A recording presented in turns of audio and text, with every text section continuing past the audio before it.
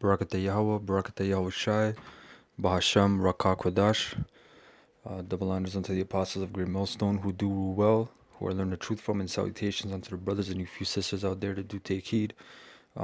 This is a lesson I found this video off of Facebook video from CBC News.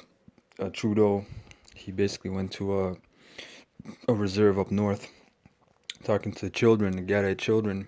And basically, this whole thing is a joke, man. You know, this guy just goes up there, does his little 1-2 speech, and he's now recognized. He was in the news last week of being the first prime minister, the first PM to visit that far north. No one else would go up there, and him going up there is no big deal anyway.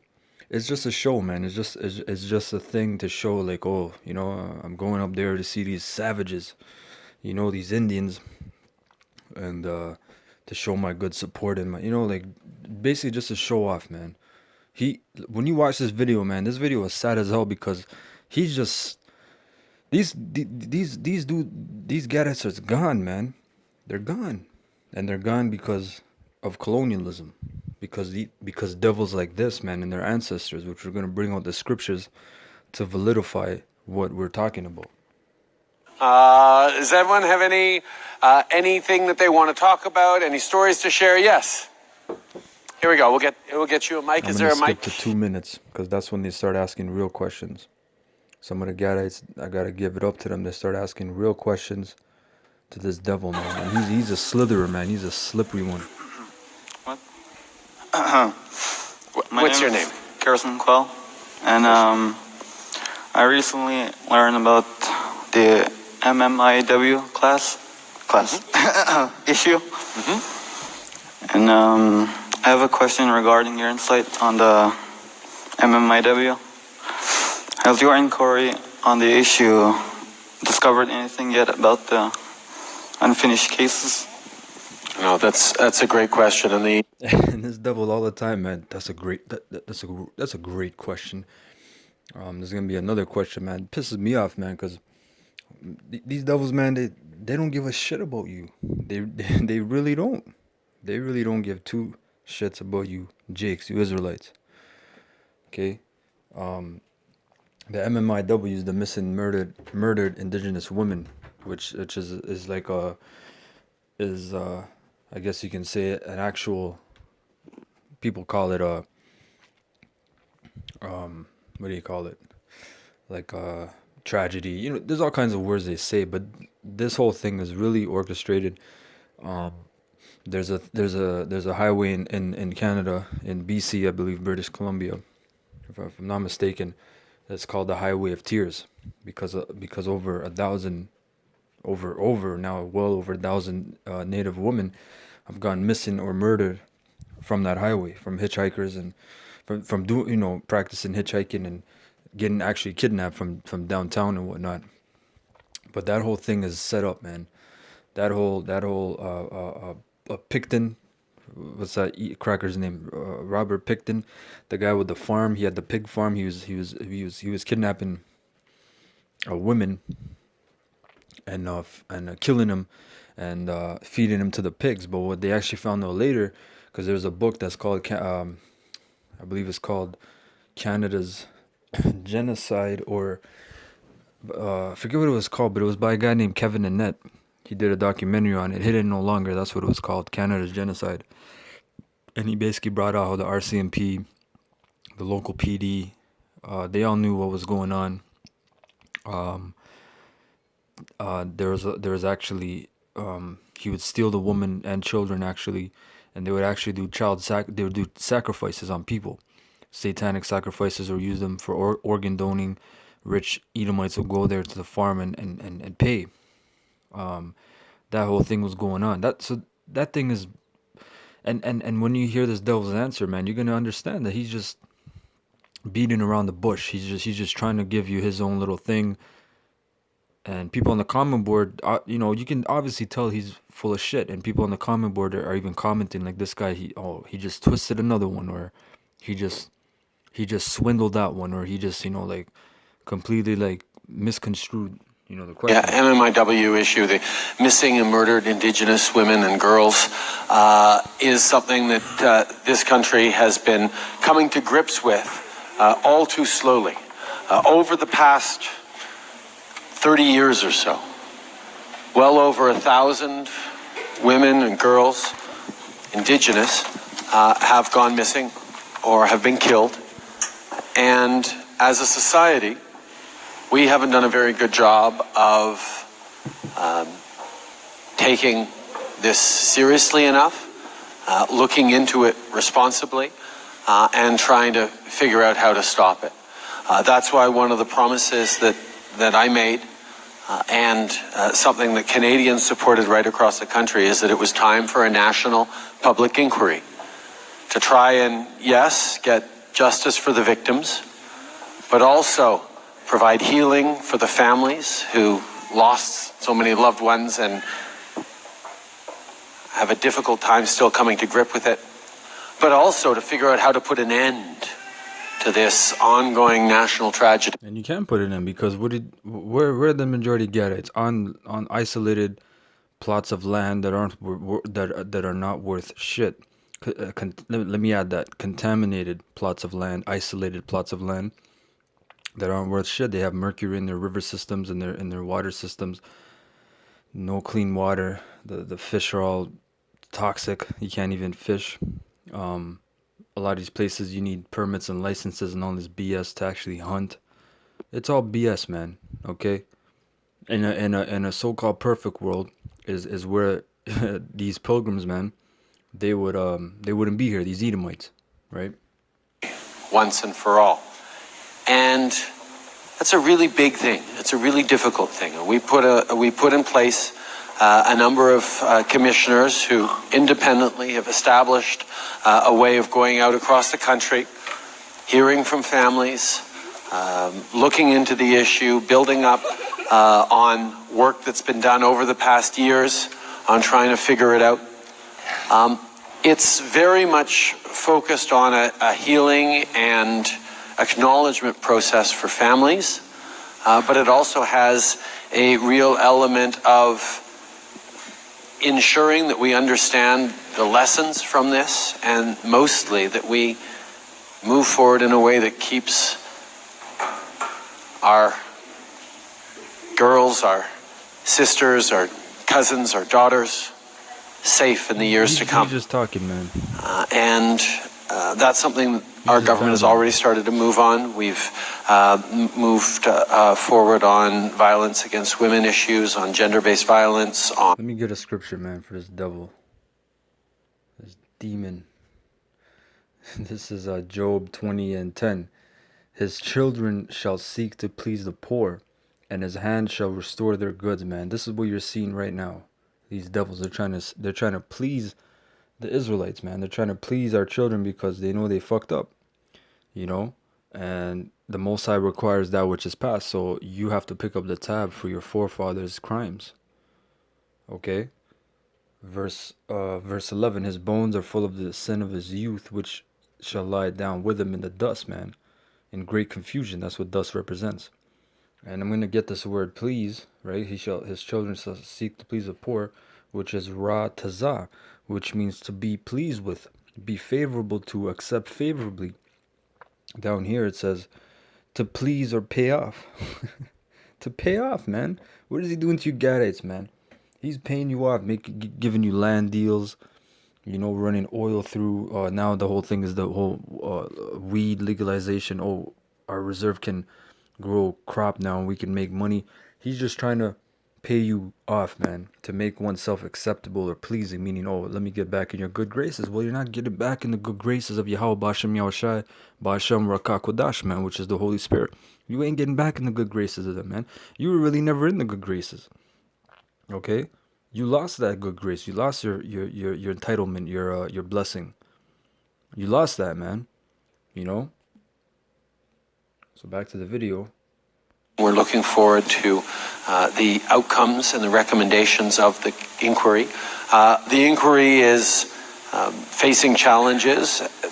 We're working with it to try and make sure that it is successful in the ambitious task it's taken on, which is to try and provide that healing and closure and move forward in a way that makes sure that never again do these things happen.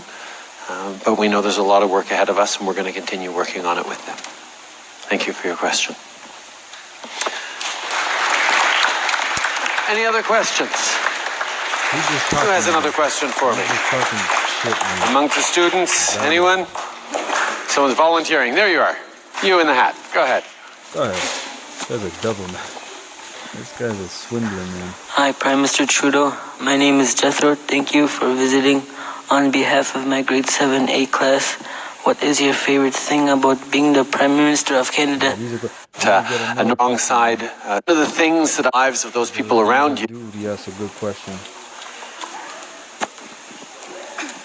I'm trying to find that. Anin estaw ni dis nikas as na ke si wichi iweyan dis katek man nipit kastaming. Hi, my name is Estelle Quill.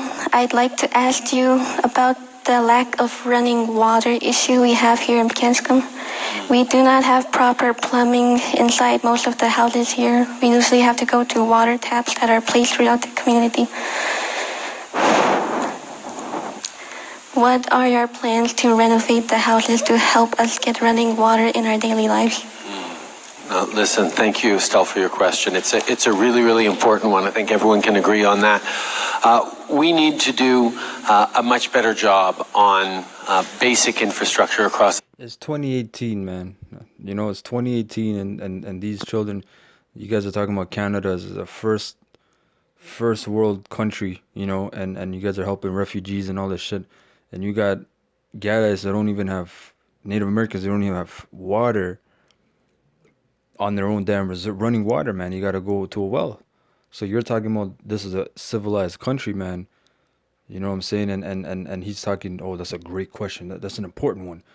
You devils, man, you got a lot to pay for, man. Yo, man. This country, particularly in northern and remote communities like this one. We know that there are, first of all, far too many communities across the country. These fucking cops in the back, man, these corrupt pieces of shit, man. A lot of men, they push the drugs up there too. How the fuck did the drugs get up there? How do all the drugs, all the fucking pills and all that nasty shit?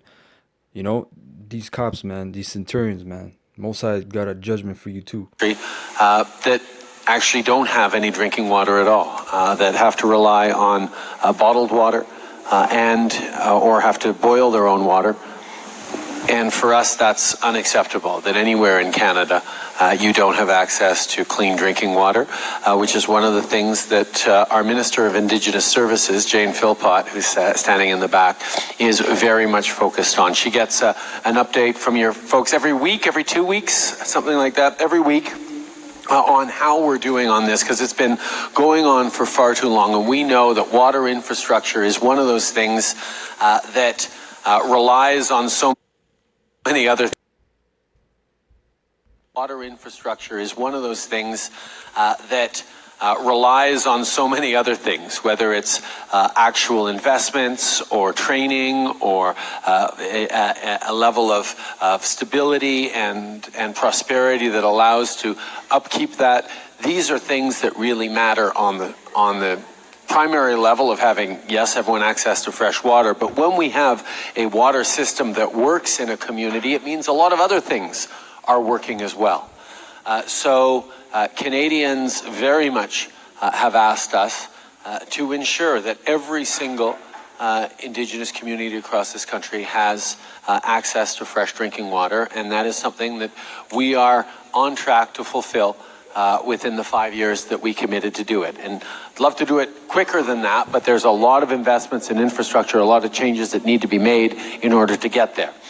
But it's not just enough, we recognize, to have access to drinking water. That next step is making sure that you have proper running water in as many homes as possible, so that your lives can be easier, and you can have a similar quality of life to people living in any other part of this country. And that's... Man, you see these devils, man?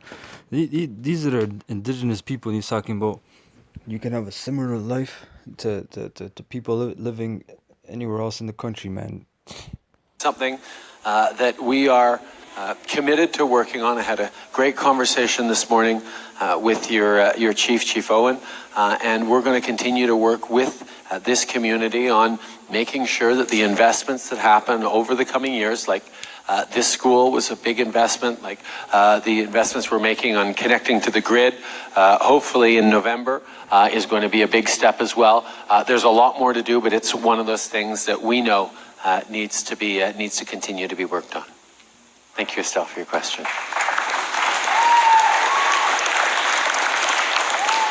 Who else has a question for me or something to share? Go ahead. By the way, where's Shia? Where's Shia? Thank you very much for the bottle of water, my dear. I really appreciate it. This guy's a demon, man. These people got to drink bottled water, but buy it at a high price, man. And he's thinking of this guy. Hey, man, these devils, man. If you don't know what the hell's going on, you're gonna get lost, man. These guys are serpents, man. Master serpents.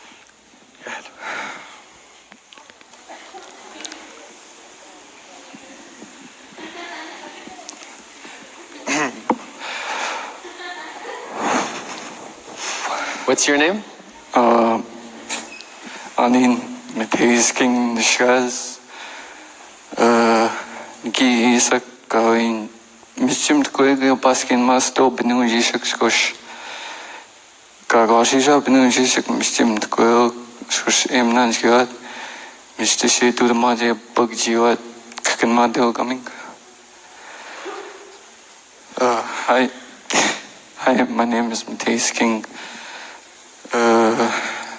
Parents neglect their children to go out drinking, and underage youth start drinking and sniffing gas.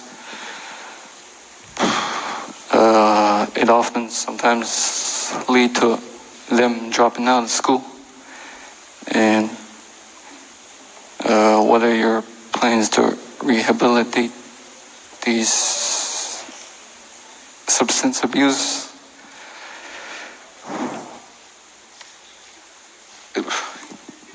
Well, thank you, Matthias, for your question. It's a really important issue. Miigwech for your words as well. Addiction issues and mental health issues are issues that we have to focus on, not just expecting one simple solution.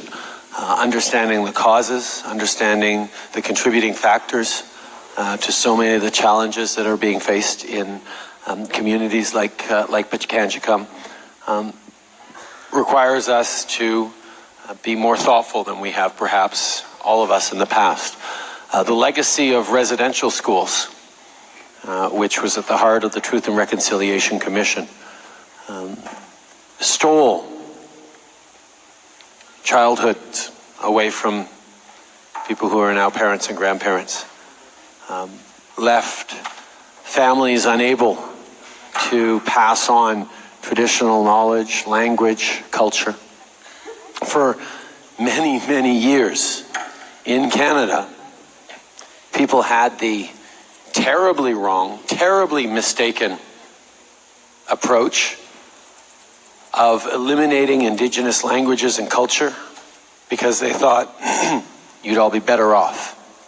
Well, that was a horrible, horrible thing to do, and it was a terrible mistake. Because you can't take someone's language and culture away from them. We are now working very, very hard on celebrating traditional languages, traditional cultures, traditional ways of life. I got to see the class where the elders teach how to skin lynxes and beavers, and understanding where you come from and who you are is an integral part of how you move forward in the future. And when you look at the fact that Canadian governments for decades and generations systematically mistreated, neglected, and tried to destroy. Oui, ça va, je vous entends.